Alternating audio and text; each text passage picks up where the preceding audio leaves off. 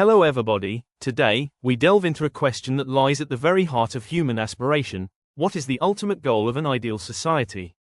How should we collectively organize ourselves to achieve the highest potential for all? This fundamental question has shaped civilizations, sparked revolutions, and continues to be debated in every corner of the globe. Tonight, we'll hear from two powerful ideologies: Liberalism, which champions individual freedom and limited government, and Communism, which prioritizes collective well-being and social equality. Prepare for an illuminating discussion that will challenge your assumptions and deepen your understanding of what makes a society truly ideal. Let's begin.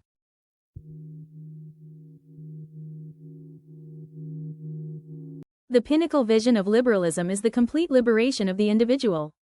We envision a society where every human being, regardless of their background, possesses the fundamental freedom to think, to speak, to choose their path in life, to create, and to pursue their own happiness, without undue interference from the state or any group.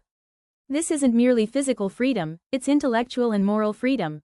An ideal society is a garden where thousands of unique individual flowers can bloom and enrich one another. The government exists to be a guardian, ensuring that no one infringes upon the freedom of others, upholding fair rules of the game, rather than dictating what we must or may do. So, the core is individual autonomy. Precisely, moderator. It's about empowering individuals to be the architects of their own lives. If every individual is free and able to thrive, then collectively, society will achieve authentic progress and prosperity. Innovation, scientific advancement, art, and even social harmony are born from this freedom of expression. Without that freedom, we would merely be cogs in a machine. I appreciate liberalism idealism, but liberalism's vision of individual freedom, I'm afraid, is often illusory and cruel in practice. How can someone be free if they are shackled by structural poverty? How can they freely choose if their only option is to be exploited for a meager living? Communism sees the goal of an ideal society as achieving absolute equality, where there are no oppressor and oppressed classes, no exploitation, and the means of production are collectively owned. Only by eradicating the roots of economic oppression can true freedom, freedom from hunger, freedom from worry over healthcare costs, freedom from the pressures of exploitation, be achieved for all. So, you see equality as the foundation for freedom itself. Exactly. Without fundamental equality, freedom is just jargon for those who already possess privilege. For example, a child born into a wealthy family has access to the best education, perfect nutrition, and connections. They are free to choose their dream career. Compare that to a child born into poverty, malnourished, dropping out of school because they have to work. Do they have the same freedom? Of course not. Communism wants to level the playing field, eliminate structural barriers, so that every individual has a truly equal starting point to then develop themselves. Communism. Your argument brings us to a classic question. If everyone is made equal, what is the incentive for individuals to innovate, work hard, or take risks? If you know that your extra effort won't yield a different reward, why bother? This will stifle competition, hinder progress, and ultimately, create widespread poverty. We won't see technological breakthroughs, brilliant art, or even production efficiency if there's no drive to be the best. Humans are fundamentally rational and have personal motives. Liberalism, that's an outdated stereotype of human nature. Incentives aren't just money or private ownership. Social incentives, recognition from the community, the pride of contributing to the collective, and self-fulfillment through meaningful work are far nobler and more sustainable drivers.